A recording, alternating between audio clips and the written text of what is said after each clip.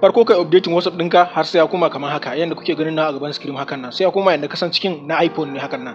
Za ga profile ɗinka a can sama, status kuma ga sunan a jere daga nan wajen, sannan kuma ga channel a nan a ƙasa, ga channel ɗin da na following, sannan kuma ga nan ƙasa ga kuma channel ɗin da ban yi following ba.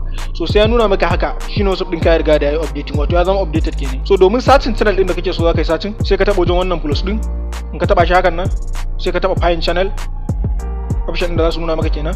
Ma'anar searching da nace zan nuna searching shine akwai yanda za ka yi searching ya baka sauki. Farko shine daga nan gefe za ku ga sun nuna min Najeriya.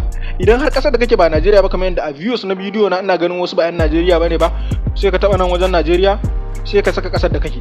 Idan ka saka kasar da kake sai ka bar sa a wajen all din nan, wato koda wannan mutumin ya sanu ko kuma bai sanu sosai ba sai ka bar shi a nan, saboda idan ka sa a nan wajen popular iya mutanen da suka sanu za su fara nuna maka, amma idan ka sa a wajen all din nan za su nuna maka duk wani wanda ya bude channel akan WhatsApp, tunda channel din ya zama abu ne sabo kenan wanda ya zo, so duk wanda ya bude channel iya kawai za su nuna maka. Domin satin sai ka taba can wajen icon din satin din can. Celebrities din mu na Hausa yawanci ba su bude channel ba tukun da har yanzu. Idan muka yi satin Umar M Sharif za ku gashi nan babu shi, za ku gashi nan babu shi.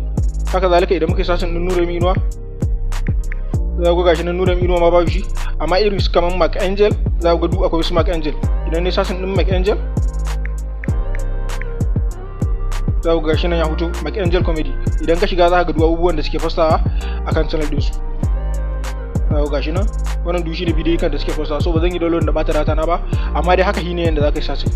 Duk mutanen mu na Hausa da yanzu ba su fara postawa ba, so amma wannan gun shine inda zaka je kai searching din duk wani channel din da kake so kai searching na mutanen kasar ku. To kar kuma tara like wannan bidiyon, sannan ku yi subscribing yanda idan daura sabon update ba zai wuce ku ba.